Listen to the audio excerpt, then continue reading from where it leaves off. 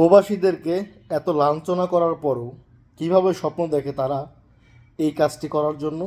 আসসালামু আলাইকুম বন্ধুরা, সবাইকে আরও একটি নতুন ভিডিওতে শুভেচ্ছা, অভিনন্দন ও ভালোবাসা। প্রিয় বন্ধুরা, বিমান বাংলাদেশ এয়ারলাইন্স তড়িঘড়ি লাগিয়ে দিয়েছে থার্ড টার্মিনালের দায়িত্ব নেওয়ার জন্য, অর্থাৎ হযরত শাহজালাল আন্তর্জাতিক বিমানবন্দরের যে নতুন টার্মিনালটি হতে যাচ্ছে কিংবা সম্পূর্ণ হয়েছে, সেটির দায়িত্ব নিতে যাচ্ছে বিমান বাংলাদেশ এয়ারলাইন্সের দায়িত্বরত কর্মকর্তারা কিংবা আমাদের বাংলাদেশ বিমান সরকারি প্রতিষ্ঠান।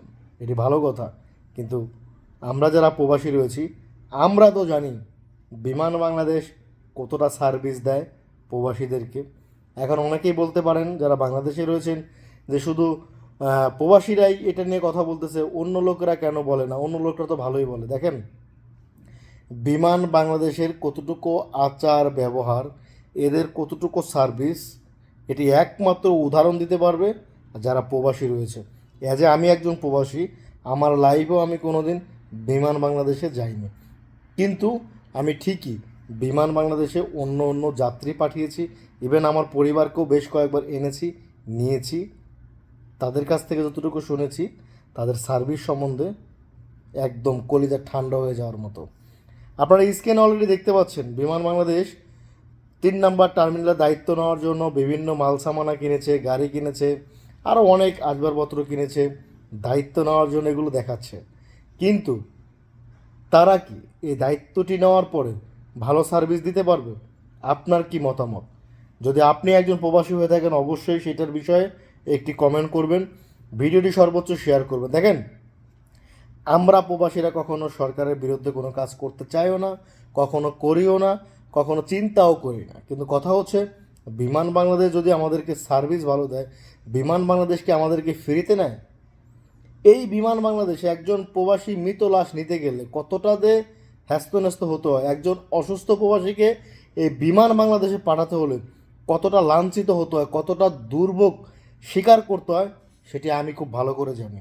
কেননা আমি ভিডিও আকারে না দিলেও আমি বেশ কয়েকজন অসহায় লোককে পাঠিয়েছি, বেশ কয়েকটি মৃত লাশের সঙ্গে যুক্ত হয়ে কাগজপত্র রেডি করে পাঠিয়েছি, কিন্তু আমি দেখেছি তাদের আচার, তাদের ব্যবহার, তাদের সার্ভিস, তাদের আনুষঙ্গিক।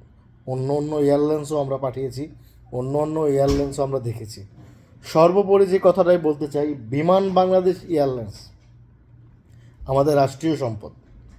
আমরা সবসময় সবাইকে আহ্বান জানাই আমাদের নিজস্ব রাষ্ট্রীয় সম্পদে কিংবা রাষ্ট্রীয় এয়ারলাইন্স সবাই ব্যবহার করেন, আসেন, যান। কিন্তু একটি টিকিট কিনতে গেলে আপনি দেখবেন সৌদি এয়ারলাইন্সে যদি আপনি একটি টিকিট পান 60,000 টাকায়, বিমান বাংলাদেশ এয়ারলাইন্সে আপনি পাবেন সেটি 70,000 টাকায়। বিমান বাংলাদেশটা হচ্ছে মূলত পক্ষে প্রত্যেক বছরই লস খায়। কীভাবে লস খায়? কিছু কিছু দায়িত্বশীল কর্মকর্তা রয়েছে, কিছু কিছু দায়িত্বশীল চাটুকার দালাল রয়েছে, তাদের নিজেদেরই পেট ভরে না, অন্যকে কী দিবে কিংবা অন্যকে সার্ভিসটা কী দিবে। দেখেন, এই বার্তাটুকু দেওয়ার পরে কে কীভাবে আমাকে বলবেন, কে কী ভাববেন, তাতে কিচ্ছু যায় আসে না। সঠিক কথা বলতে প্রত্যেকটা প্রবাসীকে হবে, বলতে চাই, সবাইকে আহ্বান করব এই বিষয়টি নিয়ে কথা বলার জন্য। আমাদের কোনো আপত্তি নেই বিমান বাংলাদেশ এয়ারলাইন্সকে দায়িত্ব দেওয়া হোক 3 নম্বর টার্মিনালের, কোনো সমস্যা নেই, কিন্তু তাদের কাছে এতটুকু আমরা আবদার রাখতে চাই যেন তারা তাদের সার্ভিসটুকু সঠিকভাবে সঠিক পর্যায়ে দেয়। এদিক সেদিক যেন 19-20 হতে পারে, 10-20 হয় না। নির্দিষ্ট টাইমে ফ্লাইট ল্যান্ড করা, নির্দিষ্ট টাইমে ফ্লাইট ছাড়া এবং আনুষঙ্গিক আরও অন্যান্য যা রয়েছে সব ফ্যাসিলিটিগুলো যেন তারা এদিকটাতেও খেয়াল দেয়। শুধু দায়িত্ব নেওয়ার জন্য নতুন নতুন মেশিন, নতুন নতুন জিনিসপত্র কিনলে হবে না, সব দিকে খেয়াল রাখতে হবে যারা ম্যানেজিং কমিউনিটি রয়েছে।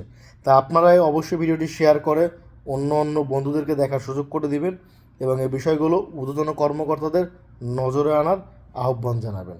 সবাই ভালো থাকবেন, সুস্থ থাকবেন। অ্যাজ এ একজন প্রবাসী হিসাবে আমার মনের কথা আমি শেয়ার করলাম, বাকিটা তাদের মতো করে তারা করবে, কিন্তু আমরা বলতে তো আর বাধা নেই।